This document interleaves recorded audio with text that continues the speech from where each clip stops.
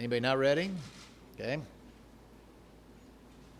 Today's the last day of the 27 years of Randy Shepard's service on the Supreme Court. We've been commenting now for weeks about how remarkable that service has been, but can't be said too often. And so, yet again, we thank Chief Justice Shepard for his fabulous leadership on America's best Supreme Court all these years, and wish him the very, very best in what comes next. Any selection of a person to the highest court in our state is among the most serious calls that any governor can be called on to make. I must say that when you're trying to find a replacement for Randy Shepard, it was even a more sobering and challenging experience. But I'm very happy to tell you that I think we found a superb choice for that job in Mark Massa, and how appropriate that he began his lengthy and multifaceted legal career clerking for Randy Shepard on the Supreme Court. And among many reasons I think he'll be a superb successor is the way in which his career was launched under that most thoughtful and wise of judges. You can study Mark's record for yourself. It is incredibly extensive. He has seen the law from both private and public side. He's one of the most experienced prosecutors probably ever to come to the bench in our state.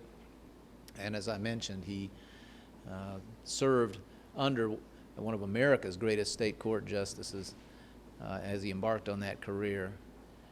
I am quite at peace that this is the finest choice we could have made, and I'm just so grateful to him for his willingness to serve. I look forward to many, many years of Justice Massa maintaining the standards that Randy Shepard, Acting Chief Justice Dixon, who is with us today, and their colleagues have established. And I just hope all Hoosiers recognize how remarkably singular this court is, and therefore how large the shoes Mark will attempt to step into are.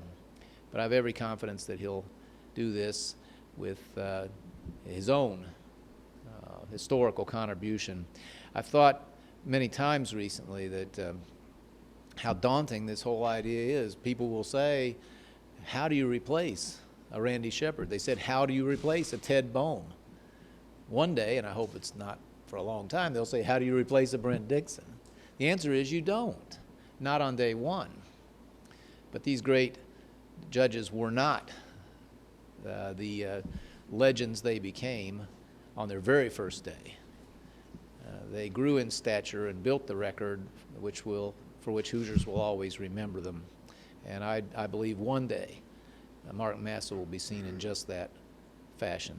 Congratulations, Mark, and Godspeed for what I know will be a great career protecting the rights and ensuring a just society for Hoosiers. Thank you, Governor.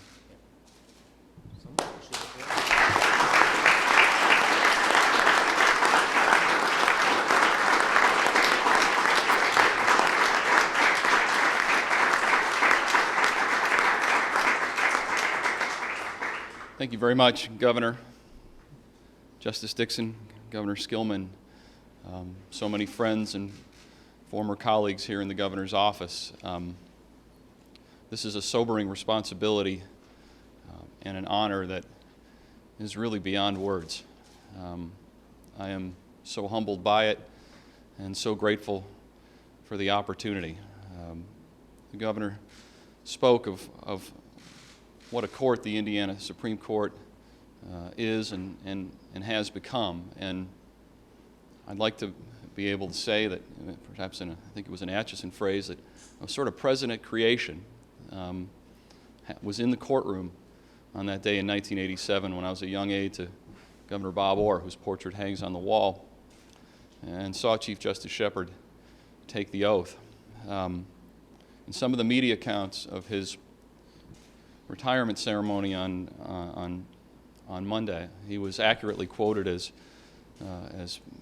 saying that today there are states that will ask, I wonder what Indiana's done when they face a tough and perplexing legal problem. What wasn't reported in those stories is that he said that at his swearing in March of 1987. I recall him saying it, and he held to that standard, and 25 years later, courts around the country now do take a look at how Indiana faces tough legal standards.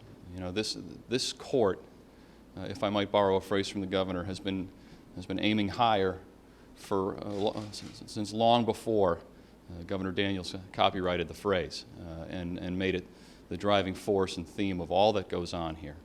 So I am very honored to assume this solemn responsibility there. I would also note, Governor, that I'm as big a sports fan as you are, and appreciate the sports analogies to my core. And recall that on Monday you said it felt as though we had lost our Peyton Manning, and that is so very true. I'm old enough to remember who struggled to replace Vince Lombardi and John Wooden, but I've also seen a Montana to Young transition and a Favre to Rodgers, and perhaps as time goes by and as the years go by, we'll be able to look back and say we did right today. I will strive every day to do everything in my power to justify your confidence. And finally, let me just recall a dinner I had with Tim Morrison when I was an assistant United States attorney. Some of you probably know Tim. He was the acting U.S. attorney at the end of Deborah Daniels' tenure and Judy Stewart's and Susan Brooks, but for the 25 other years in between, he was the first assistant United States attorney. Someone that, something akin to the chief deputy prosecutor in a county prosecutor's office. And we were at a conference out of town and having dinner one night, and we were just talking about what an incredible privilege and honor it is to be an assistant United States attorney, to begin your pleadings with "Comes now the United States of America," to introduce yourself when you stand before a jury and say, "I represent the United States of America." And what could be a better job than that? And I sort of surmised out loud, well, maybe serving on some sort of an appellate court. And Tim laughed and he said, "You know, I just interviewed a kid last week for an entry-level position as an AUSA, assistant U.S. attorney." And I asked the kid, you know, what his long-term goals were, and he said, "You know, I'd like to be a federal judge someday." And Tim said, "Whoa, tap the brakes. You know, if you're lucky, that's just something that happens to you." And I can stand before you today saying that I am very lucky that this is something that has happened to me. I'm so grateful for the opportunity, and swear my best to all of you. Thank you.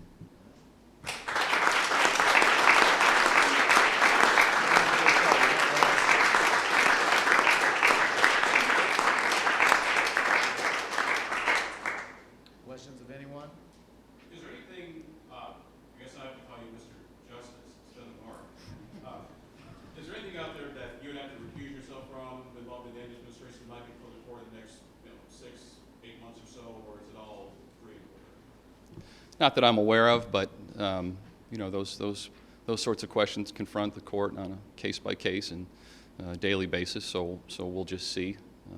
You know, I've not been legal counsel here since 2010. I currently head up an agency that's not involved in any litigation that I'm aware of, so I don't anticipate that being an issue. If you could clarify, he's taking Justice Shepard's place on the court, Yes. but not as Chief Justice? Yes, that's correct. By operation of our Constitution, Justice Dixon will be the interim or acting Chief Justice, and the Commission, the Judicial Nominating Commission, will choose a next Chief Justice in their own time. But you will not have anything to do with it? No. Governor, I think it's fair to say you knew this candidate better than the other two that head of your administration. Is there anything from his time as chief counsel that made him stand out, or not, or what's worthy of it that made him stand out? Obviously, I think very highly of Mark's talents. But in all honesty, I think it operated against him a little bit. I may have been too familiar with him and taken for granted or underestimated how highly others thought of him. And you'll see a comment from Randy Shepard, I believe, that he volunteered for us. It was typical of so many I heard. I would just say that I was very moved by the weight of the evidence and the strong testimony to Mark's intellect and thoughtfulness and temperament. These had not always been the qualities I'd asked him to deploy. Sometimes our temperament here isn't very judicial. But I can honestly say that the more I thought about it and the more I learned, the more I realized, yes, there had been, not too far away, a potential Supreme Court justice, and I hadn't thought of him that way. Governor, you obviously had two opportunities to name a woman to the court and chose not to. How much of a factor was that when you were making your final decision?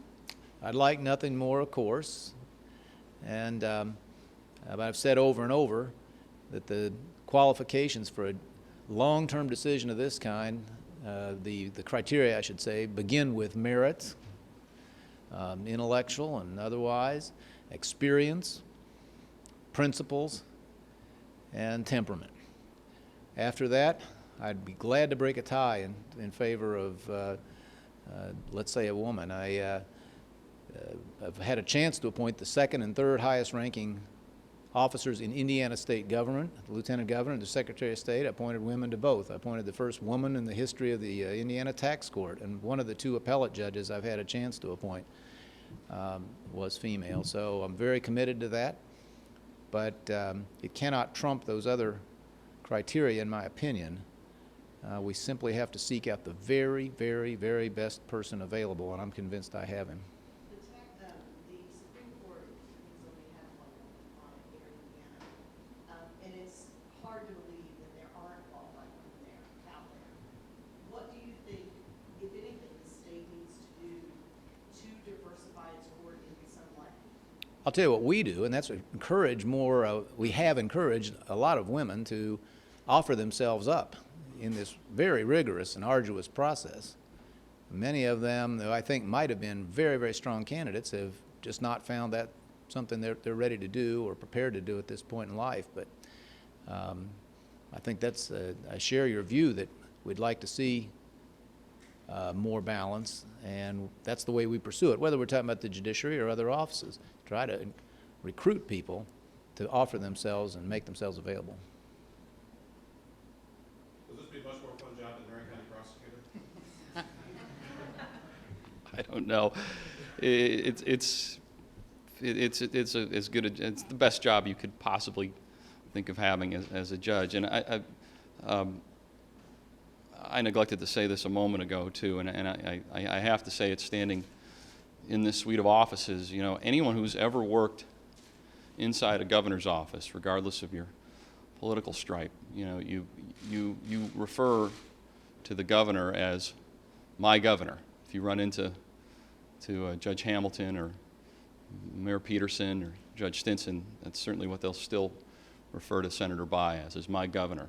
And anyone who's ever clerked upstairs for one of the justices always refers to my judge.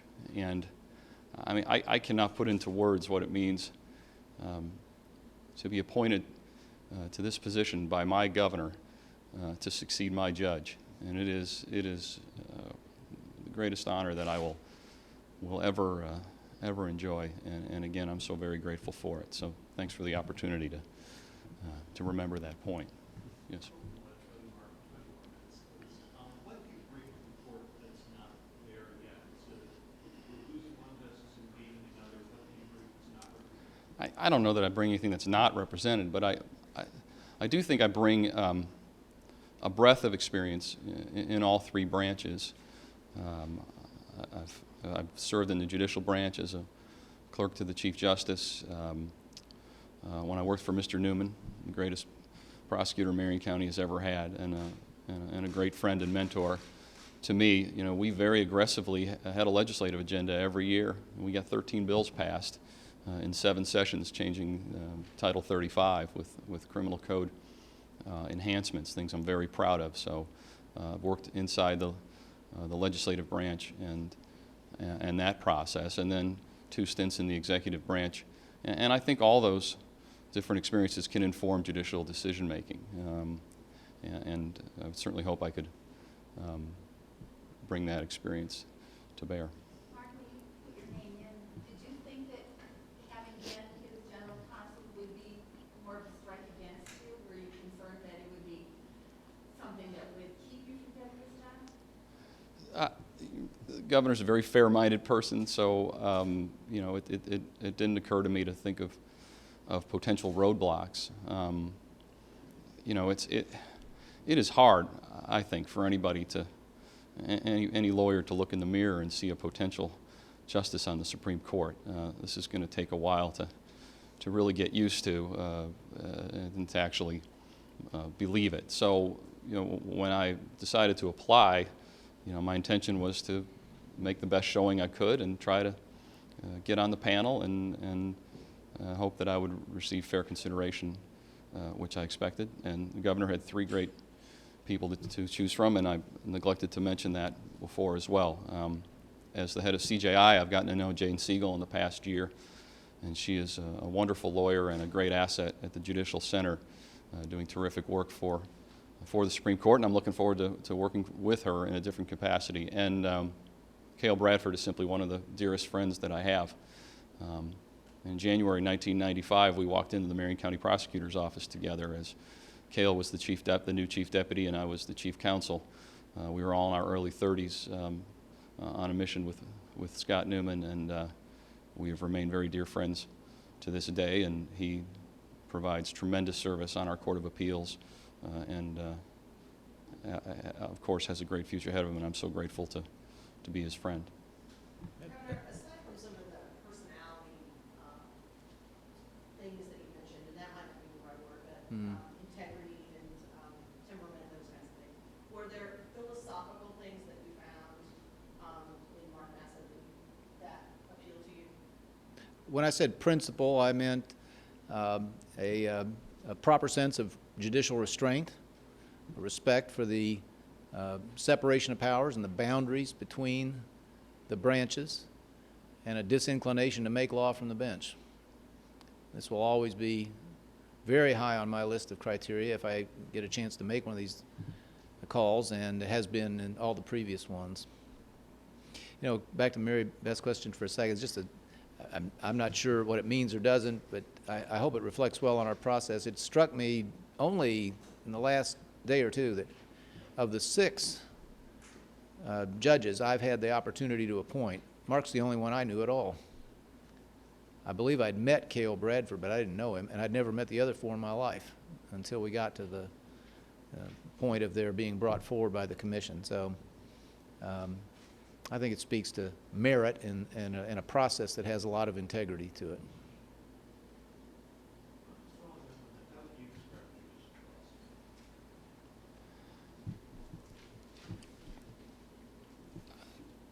philosophy? I think a philosophy that strives toward reasoned judgment based on precedent, plain meaning of constitutional provisions and Indiana statutes, and where it's not plain on its face, an effort to go behind it and try to determine the intent of the people who wrote it, and then apply that to the facts. And that's about the best I could say about it. So, I mean, some people might put a label on that, others might put a different label on it, but I would be hesitant to go beyond that. Thank you, everybody, very much. Thank you. Thank